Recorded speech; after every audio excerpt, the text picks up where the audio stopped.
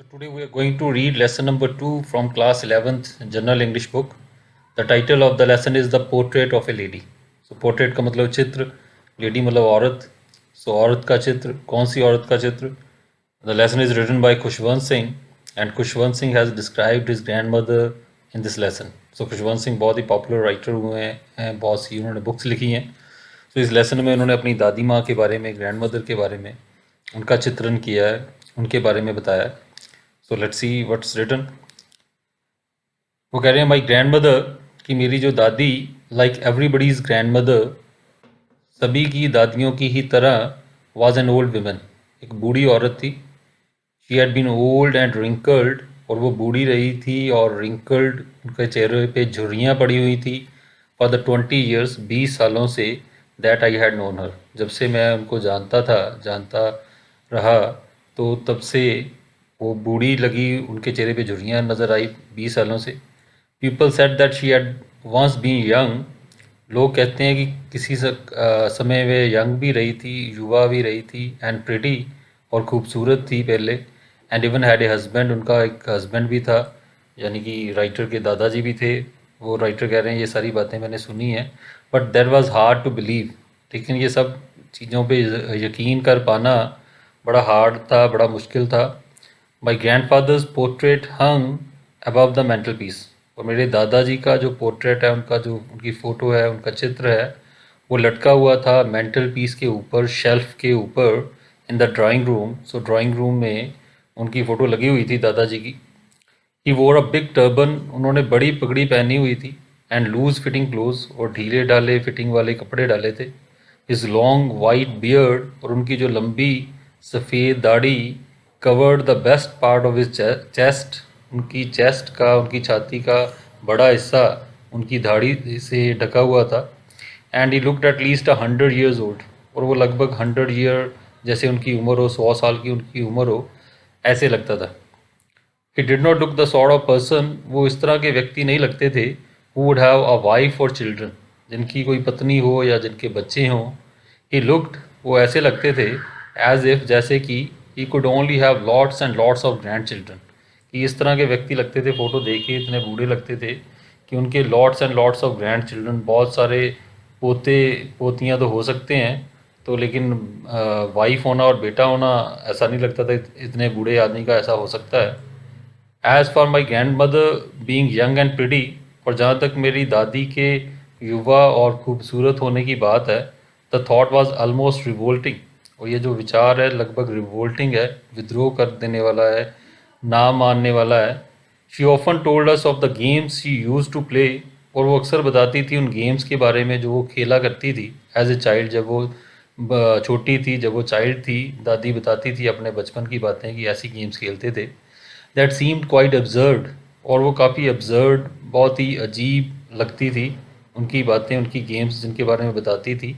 And undignified, और undignified जो disrespectful, जो कि रिस्पेक्ट के लायक नहीं है, ऑन हर पार्ट, उनके पार्ट पे यदि उनकी और देखा जाए तो जिस तरह की गेम्स वो बताती थी, वो लगता नहीं था ये उनको शोभा देती हैं वो गेम्स खेलना.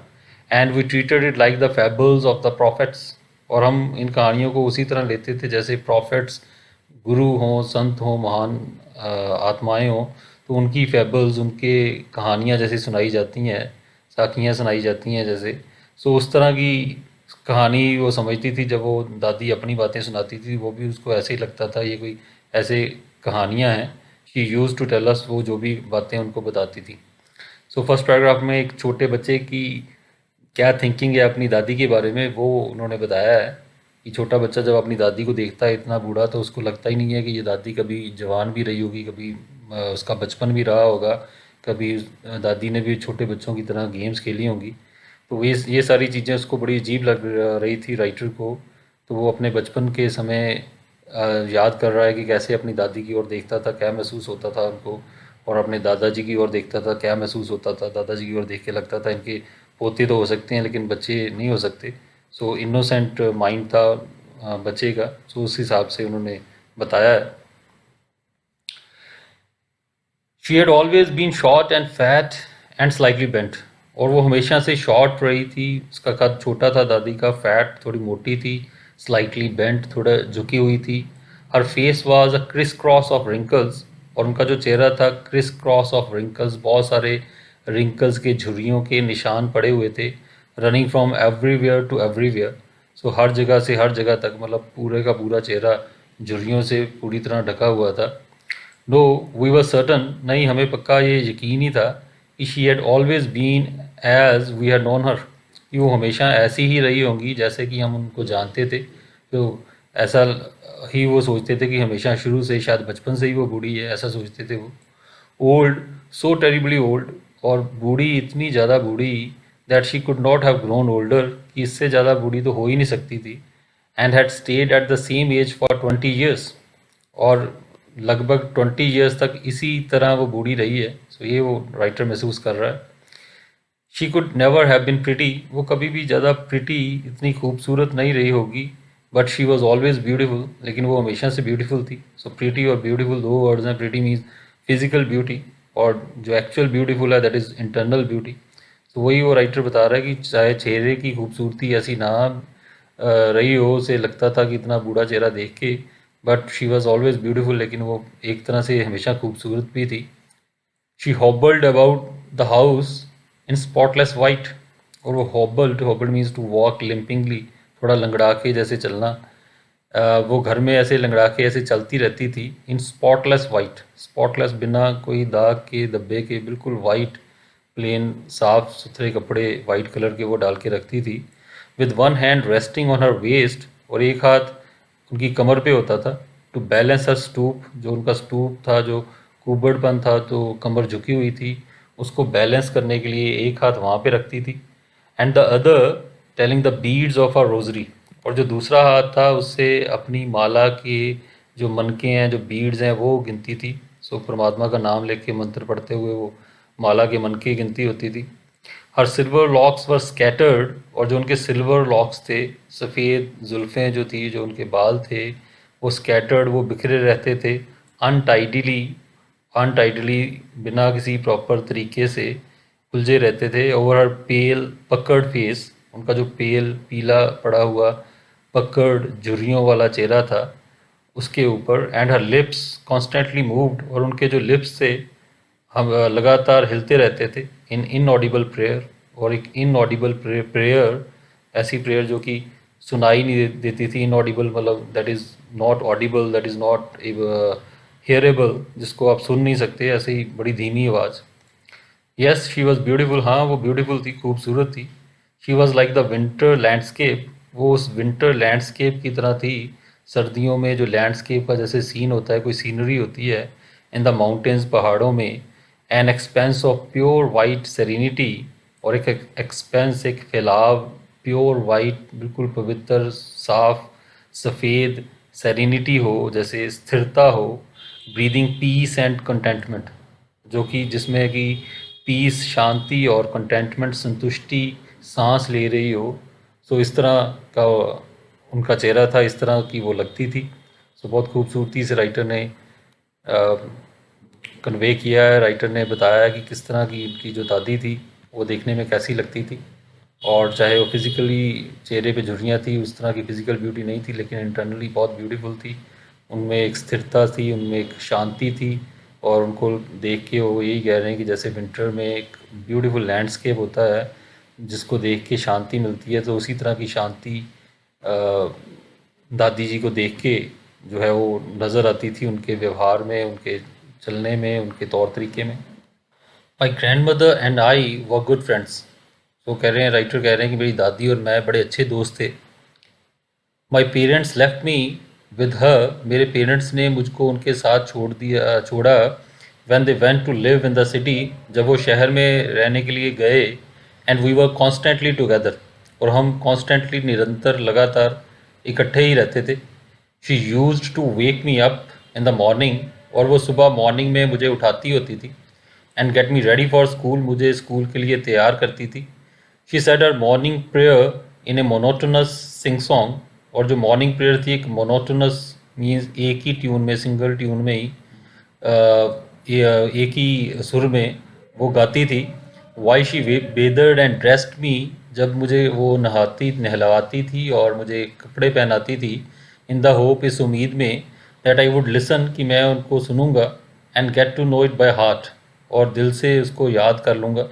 सो उनका मकसद यही होता था, प्रेयर करते करते उसको, अपना पाठ करते करते, अपनी प्रार्थना करते करते उनको तैयार करती थी राइटर को, और उसके पीछे उनके मन में इच्छा यही होती थी कि इसको भी ये जो पाठ है ये आ जाए, ये याद कर ले ये।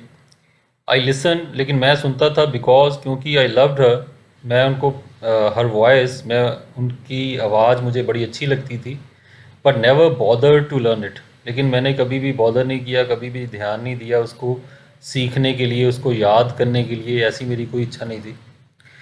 Then she would fetch my wooden slate, फिर वो मेरी वुडन स्लेट लेके आती थी। सो पुराने टाइम की बात है, जबकि लकड़ी की स्लेट्स होती थी, जिसे फट्टी कहते थे। सो वो लेके आती थी, which she had already washed, जिसको कि पहले से उन्होंने वॉश करके रखा होता था, एंड प्लास्टर्ड विद येलो चौक, और जो येलो चौक उसके ऊपर प्लास्टर किया होता था, मतलब उसको साफ़ किया होता था पूरी तरह से येलो कलर के चौक जैसे मटेरियल से।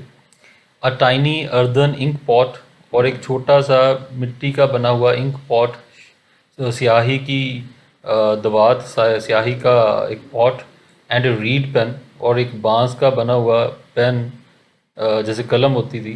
तो इस तरह की चीज़ें यूज़ होती थी, आजकल जैसे नोटबुक्स पेन्स हैं उस तरह की चीज़ें नहीं थी। तो ये सारा जो उनके लिखने का सामान, पढ़ाई का सामान, वो इकट्ठा करती थी, tie them all in a bundle, उसको एक बंडल में बांधती थी, and hand it to me, और मुझे पकड़ा देती थी। After a breakfast of a thick stale chapati, और फिर एक थिक मोटी स्टेल बासी मिस्सी रोटी जैसे होती है, तो वो उसका ब्रेकफास्ट के बाद, with a little butter and sugar, और उसके ऊपर, रोटी के ऊपर थोड़ा बटर और शुगर स्प्रेड ऑन इट, उसके ऊपर फैलाया होता था। We went to the school, so ये ब्रेकफास्ट करके वो स्कूल जाते थे। She carried several stale chapatis with her, और अपने साथ बहुत सी वो बासी जो रोटियां थी वो भी लेके जाती थी, फॉर द विलेज डॉग्स, गांव के डॉग्स के लिए, कुत्तों के लिए वो लेके जाती थी। सो दादी राइटर को तैयार करती थी और नहलाती थी, और उसके बाद रेडी करके उसको स्कूल लेके जाती थी। My grandmother always went to school with me, मेरी दादी हमेशा मेरे साथ स्कूल जाती थी, because the school was attached to the temple, क्योंकि जो स्कूल था वो टेम्पल के साथ अटैच्ड था, मंदिर के साथ जुड़ा हुआ था। The priest taught us the alphabet, और जो प्रीस्ट था, जो पुजारी थे मंदिर के, वो हमें अल्फ़ाबेट सिखाते थे, क ख ग या ऊड़ा एड़ा। सो वो पढ़ाई कराते थे। एंड द मॉर्निंग प्रेयर, और जो मॉर्निंग प्रेयर थी वो करवाते थे। While the children sat in rows, और जो बच्चे थे वो रोज़ में लाइंस बना के बैठते थे, on either side of the veranda, veranda की दोनों साइड्स पे, सिंगिंग द अल्फ़ाबेट और द प्रेयर, और वो जो अल्फ़ाबेट होता था, जो क ख ग होता था, या जो प्रेयर होती थी, वो गाते थे बच्चे, इन ए कॉरस, कॉरस में, ग्रुप में, इकट्ठे मिलके एक आवाज़ में। My grandmother sat inside, और मेरी दादी अंदर बैठती थी मंदिर के, रीडिंग द स्क्रिप्चर्स, और वहाँ बैठ के स्क्रिप्चर्स पढ़ती थी, जो धार्मिक ग्रंथ हैं वो पढ़ती थी। When we had both finished, और जब दोनों हम अपना काम ख़त्म कर लेते थे, वो राइटर अपनी पढ़ाई कर लेता था, दादी अपना जो पाठ है, जो स्क्रिप्चर्स है वो पढ़ लेती थी, we would walk back together, और फिर हम इकट्ठे मिलके वापस चल के जाते थे। दिस टाइम, और इस समय, the village dogs would meet us, कि जो गांव के कुत्ते थे वो हमें मिलते थे, at the temple door. So temple के दरवाजे पे ही मंदिर के वो मिल जाते थे dogs. They followed us to our home, वो घर तक हमारा पीछा करते थे, हमारे पीछे पीछे आते थे, growling and fighting with each other, और ग्राउल करते थे, गुर्राते थे, भौंकते थे और लड़ते थे एक दूसरे के साथ, फॉर चपातीज़, चपातीज़ के लिए, वी थ्रू टू देम, जो कि हम फेंकते थे उनकी ओर। ठीक है। सो इस फर्स्ट पार्ट में राइटर ने बताया कि कैसी दादी के साथ उनका कैसा रिलेशन था, दादी का चित्रण किया है, दादी क्या क्या करती थी और किस तरह उनको तैयार करती थी, किस तरह स्कूल लेके जाती थी। तो सारा जो रूटीन है, क्योंकि दोनों एक साथ इकट्ठे रहते थे, सो पेरेंट्स ने उनको दादी के पास छोड़ा था, तो वो सारा उन्होंने बताया है कि किस तरह का रूटीन फॉलो करते थे। So will do the remaining lesson in the next part. Thank you.